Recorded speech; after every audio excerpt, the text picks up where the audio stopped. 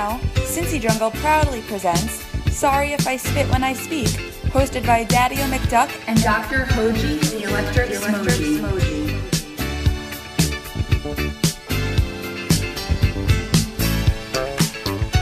Hello and welcome to another episode of Sorry If I Spit When I Speak.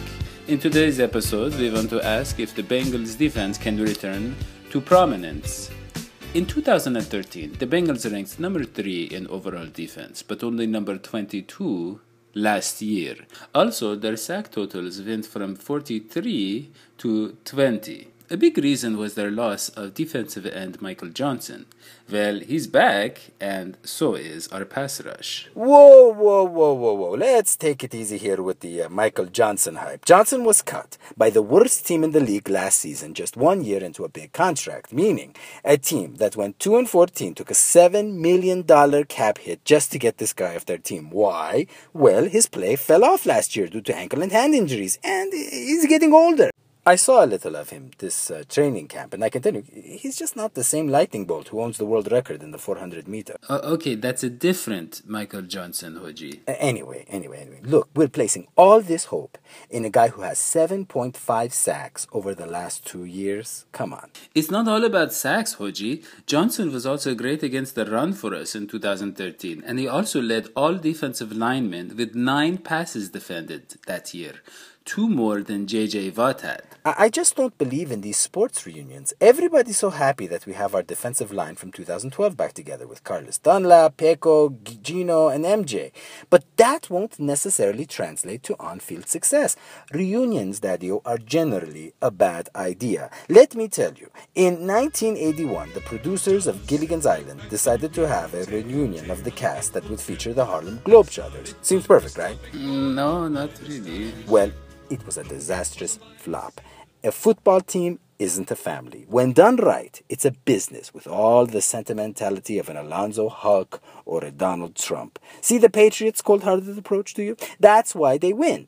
They didn't overpay Wes Welker, arguably the best receiver in their history, to stay with them in 2013. Last year, they traded 6-time Pro Bowl guard Logan Mankins. And this year, they declined an option on Darrelle Revis, even though he was a big part of their Super Bowl run. They also cut Vince Wilfork, a Patriots legend. Meanwhile, here we are insisting on bringing back guys like Pat Sims, and we refuse to cut Domata Peko. Well, Sims will be an upgrade for us at defensive tackle, would you? Sure he will. I'd be an upgrade because Peko is horrible. Nice guy, but pathetic on the field. Look, Pro Football Focus gave him the second lowest grade on the team, and he was the 80th defensive tackle overall with a grade of negative 23.3.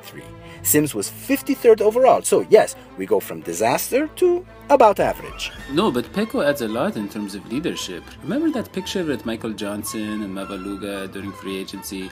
Peko is a big part of why our defense is so close. Okay, then cut him, save $3.7 million in a cap hit, and then put him in charge of organizing field trips and birthday parties or something like that. And let me just say about Ray Mavaluga, people like to criticize him, but our run defense was a lot better when he played. Look, when Mavaluga was on the field, opposing running backs averaged just 3.6 yards per carry. When he wasn't, they averaged 4.9 yards. Well, let's look at some stats here to see if it really was all about Mavaluga, okay? So he had 59 tackles last year, tied for 157th in the NFL. Honestly, I didn't even know there were 157 people in the NFL, Daddy, until I saw that stat. But you don't have to take my word for it, okay? Even a 4-year-old child could tell you that Mavaluga is to our team what trans fat was to the 20th century Oreo cookie. And you know what? I can prove it. How are you going to prove that, Hoji? Easy. By calling Meadow Sunshine Preschool in Dayton, Ohio and talking to a random 4-year-old child. That's how. Let me see here.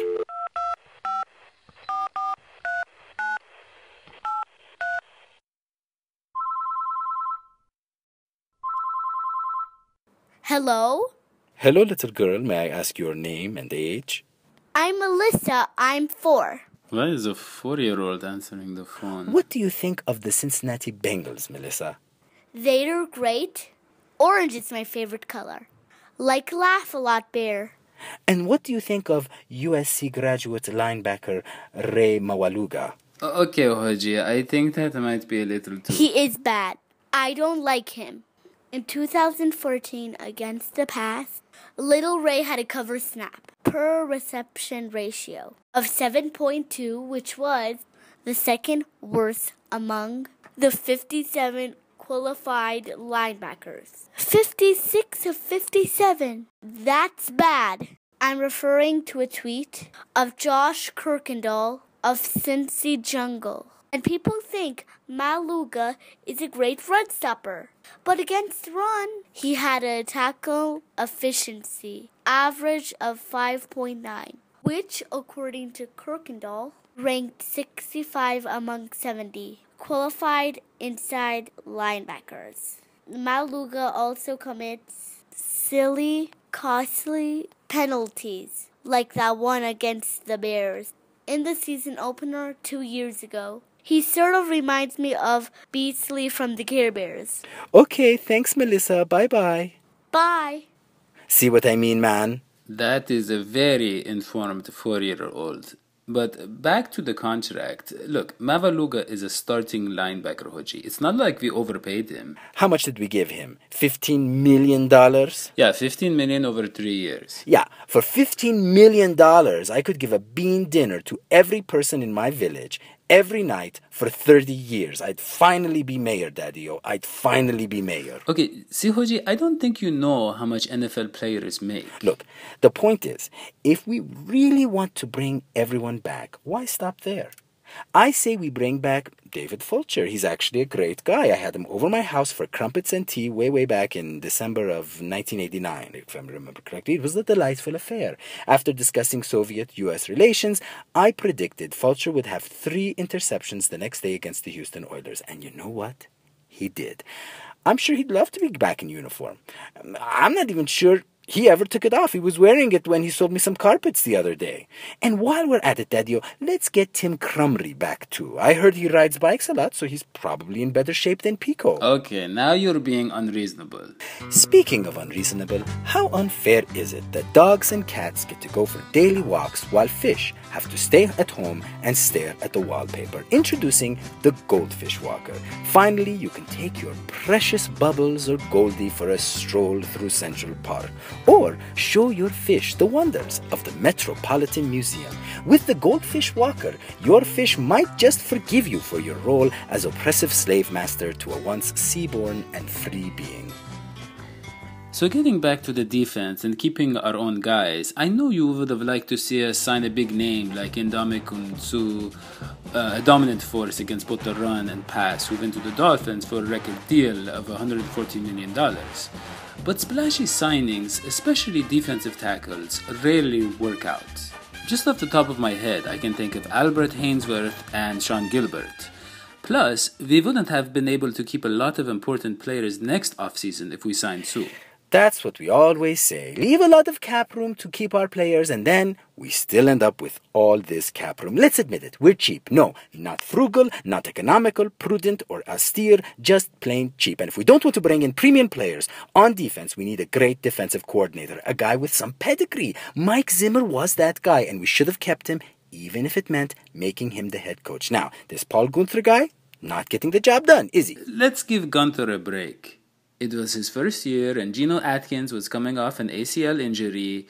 This year, Geno is blowing Guenther away, and he looks to be fully recovered. MJ is back, and Vontaze should be back. I don't think Vontaze will ever be the same, Daddy-O. He recently posted videos of himself running and cutting, but it sort of reminded me of a grandma sending headshots to become a swimsuit model. Sad, really. I mean, he just doesn't look very quick anymore. Well, to be fair, Hoji, a little after that, he posted the video George Iloka took of him jumping. That was pretty impressive. Look, he had microfracture surgery. Do you know what that is? It's when they drill little holes into the bone of your knee to try to get cartilage to grow back. Well, the doctor that did the surgery, Dr. Neil El Atrash, he expects him to be fully recovered eventually. Oh, and you expected the doctor who performed the surgery to say, you know what, this $100,000 surgery, I don't think it really did a lot. Yeah, right. Even if the knee heals, Vontaze won't stay on the field if he keeps using his head as a battering ram. Zimmer knew how to keep Vontaze in line. Gunther, not so much. Well, we added Paul Dawson in the draft as insurance for Vontaze. Our linebackers should be a lot better this year. Also, the secondary is going to be good. Dre Kirkpatrick is ready to break out after a couple of great showings last year. He's a guy who needs to be on the field more, Hoji. According to Cincy Jungle's Jason Markham, in the 6 games Dre played at least 23 snaps, the Bengals allowed just 18.2 points a game, whereas they gave up 25.4 points a game in the games Dre played fewer than 23 snaps. And Darquez Denard has been turning heads in training camp. Plus, we added Josh Shaw in the draft. This is a secondary of young, talented guys who are fighting for playing time. You couldn't ask for much more. All I know is we went from number 5 against the pass with Zimmer to number 20 without him, while the Vikings with Zimmer went from number 31 against the pass to number 7 last year. In my village, we have a saying for stats as clear and shiny as that. We say, an elephant's butt is gray and hairy, a baboon's breath smells oh so scary, an egg tastes good if it's fried or boiled. The wheel of the ox cart must be well oiled. Just stick to the football analysis. The point is, instead of getting a big-name defensive coordinator to replace Mike Zimmer, we just hired in-house, promoting Paul Gunther even though he's never, ever been a defensive coordinator in the NFL. We probably just did it because he was the Walmart option. By the way, boys and girls, Hoji sells his own Hajiland chocolate exclusively at Walmart. Yes, but it's a way for me to give back to our less fortunate who generally shop at Walmart. Premium dark Belgium chocolate for only $4.48. My chocolate is basically charity. So don't think it's a cheap alternative like promoting Gunther or re-signing Mawaluga. You know, Haji, this Bengals team, it's a family.